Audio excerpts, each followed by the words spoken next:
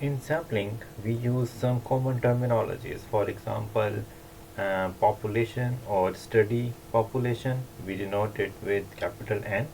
And an example of this can be university students, families living in a city, etc.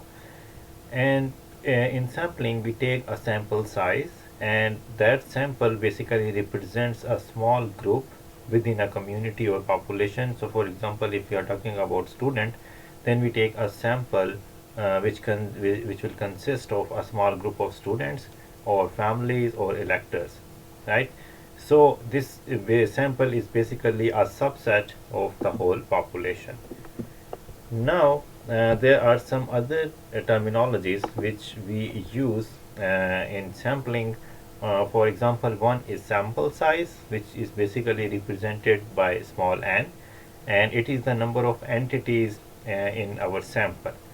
Then we have sampling design or strategy on the basis of which we perform the sampling, and it is the way in which we select the students, families, or electors.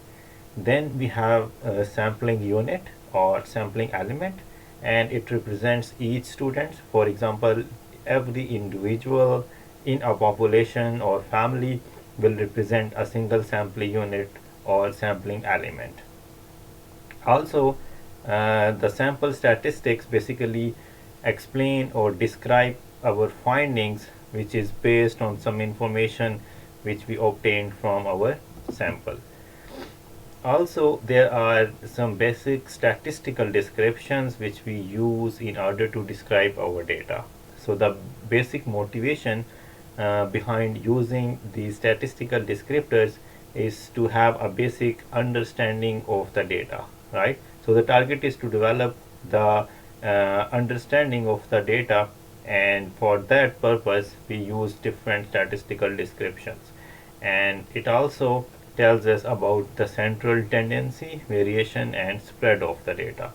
And data dispersion characteristics, we use different statistical measures in order to understand the data dispersion. For example, the use of mean, median, max, minimum. So these are the basic statistical measurements, and these are very common in order to understand the data dispersion. Some of the measurements are variance, outliers, quantiles, and we use these different statistical parameters in order to understand the data itself.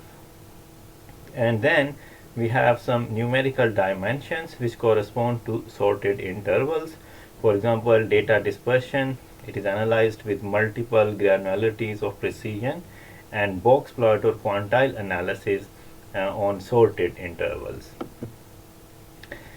Now, one important thing is the similarity and dissimilarity measures, right? In statistics, we have a number of similarity and dissimilarity measures, and even in different machine learning algorithms, in order to perform clustering, especially in unsupervised learning domain, we use a number of similarity and dissimilarity measures. So these measures have their own importance, and they have been utilized for different purposes.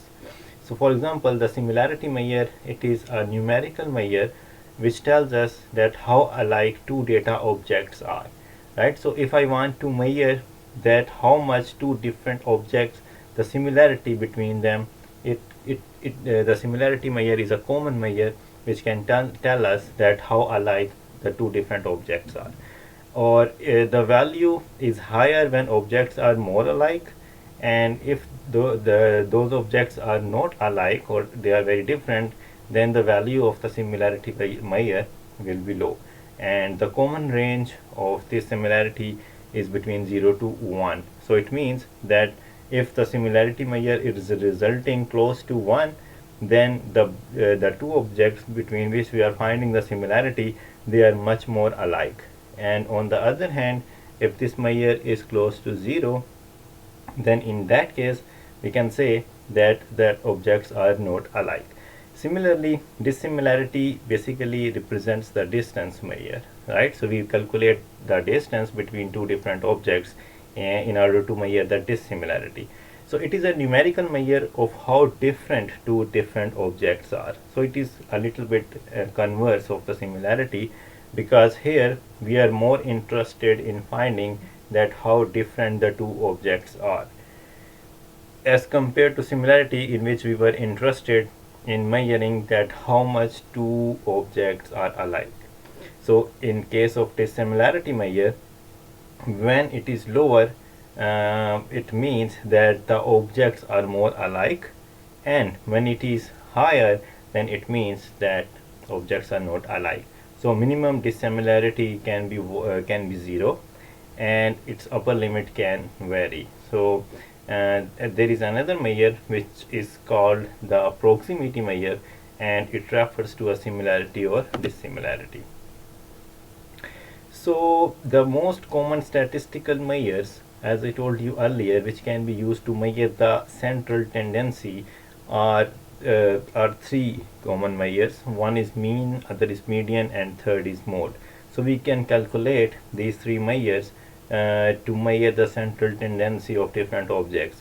As you know, that mean is the algebraic measure, and it is calculated between sample versus population, right? So if we have n as the sample size and capital N as the total population size, then its mean can be represented by this equation, and here is the standard deviation. So weighted arithmetic mean, this is the weighted arithmetic mean equation, and we also have trimmed mean, which means that if we chop the extreme values, then it will result in a trimmed mean, right?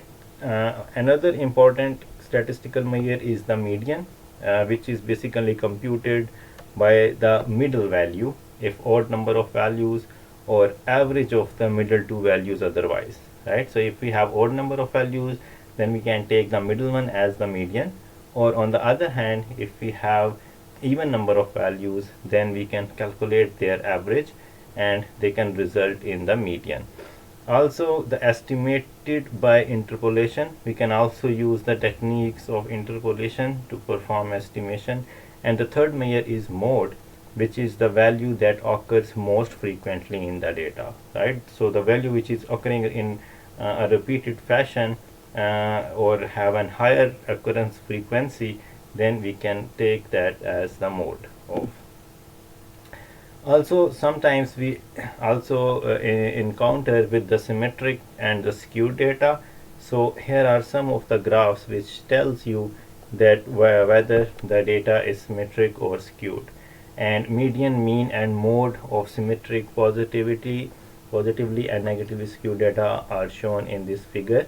In this graph, you can see that we have a symmetric data.